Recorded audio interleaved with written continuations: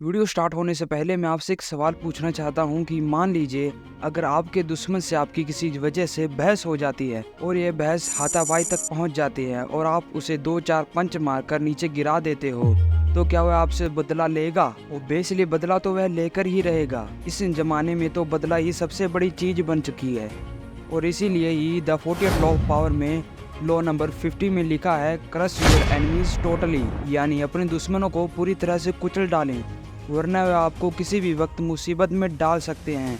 Moses से लेकर आज तक के सभी महान लीडर्स जानते हैं कि जिस दुश्मन से डर हो उसे पूरी तरह से कुचल देना चाहिए। कई बार उन्होंने यह सबक कष्ट उठाकर सीखा था।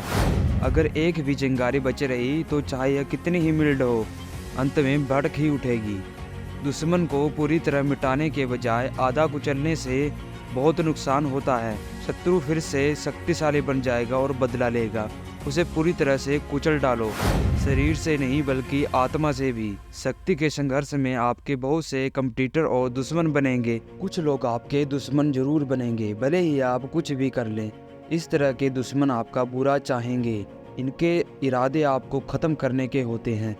अगर इनसे लड़ते समय आप दया या समझौते की आशा में या 3/4 रास्ते पर ही रुक जाते हैं तो इससे आपको कोई फ़ायदा नहीं होगा। उल्टे उसकी बदौलत उनका रेजुलेशन और नफरत बढ़ जाएगी और वे किसी न किसी दिन आपके बदला लेकर ही रहेंगे। हो सकता है आपसे पराजित होने के बाद वह कुछ समय तक दोस्ताना व्यवहार का ढोंग करें, लेकिन ऐसा सिर्फ इसलिए होगा क्योंकि उनके पास कोई दूसरा विकल्प नहीं है और वह सही वक्त का इंतजार कर रहे हैं। सॉल्यूशन: अपने दुश्मनों पर दया ना करें, उनकी नफरत को पर्सनल रूप से ना लें।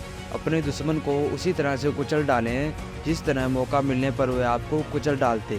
दुश्मनों के मिट जाने के बाद ही आपको शांति और सुरक्षा मिल सकती है। माओ त्से तुंग इस नियम के महत्व को जानते थे।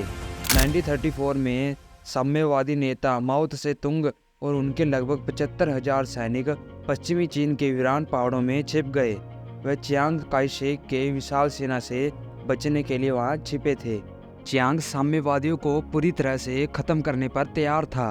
नतीजा यह हुआ कि कुछ साल बाद माओ के सैनिकों की संख्या 10,000 से भी नीचे चली गई। 1937 में जब जापान ने चीन पर हमला किया तो चियांग ने सोचा कि अब साम्यवादियों की शक्ति क्षीण हो गई है, इसलिए उसे कोई खतरा नहीं है। उसने साम्यवादियों का पीछा छोड़ना और जापानियों पर ध्यान केंद्रित करने का फैसला लिया, लेकिन यह उसकी भूल थी। 10 साल बाद साम्यवादी इतने शक्तिशाली बन गए कि उन्होंने चियांग की सेना को पछाड़ दिया। चियांग दुश्मन को मिटा देने की बुद्धिमत्ता को भूल गया था, माओ नहीं भूले थे।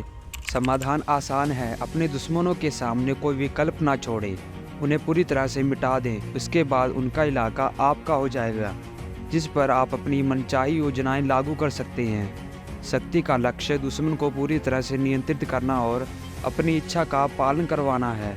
आप आधे रास्ते तक पहुंचकर यह हासिल नहीं कर सकते। अगर दुश्मनों के पास कोई विकल्प नहीं होगा तो उन्हें मजबूरन आपकी बात माननी पड़ेगी। युद्ध के मैदान के अलावा भी इस नियम के कई उपयोग हैं।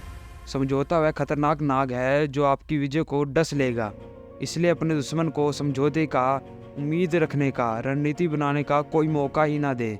उन्हें मिटा दे और झंझट खत्म करें। रियलिस्टिक बने। अगर आप अपने दुश्मनों के प्रति रूथलेस नहीं हैं तो आप कभी सुरक्षित नहीं होंगे। अगर आप उन्हें मिटाने या अपनी नज़रों से दूर रखने की स्थिति में नहीं हैं तो कम से कम आप इतना तो समझ ही लीजिए कि वे आपके खिलाफ साजिश कर रहे हैं। उनकी दोस्ती के नाटक पर ज़रा भी ध्यान ना दें। इसी तरह की स्थिति में रीजनेबलनेस ही आपका इकलौता हथियार है।